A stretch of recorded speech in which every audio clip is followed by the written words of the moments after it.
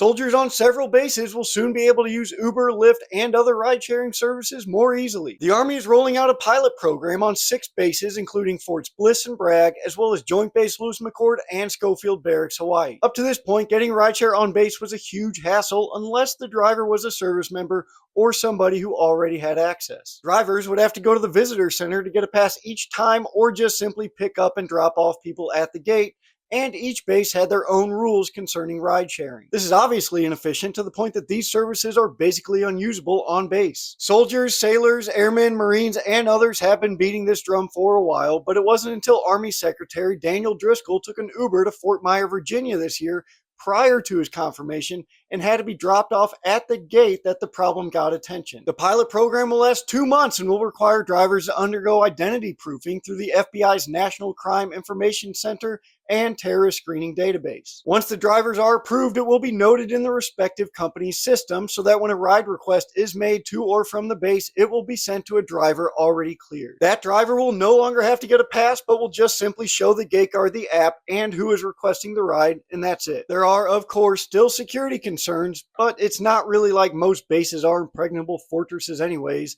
and you can just talk to pizza delivery drivers about that if you really want to. Making ride sharing easier to use on base is an obvious partial solution to drunk driving, but it's also a huge quality of life improvement for many. A lot of you probably remember what it was like being on base without a car, or you're on base without a car right now, and you know how isolating that can be. Should it work, we could see this at most Army bases, and maybe other branches will get the hint. To read all about it, go to taskandpurpose.com and follow us right here for more news by and for the military community.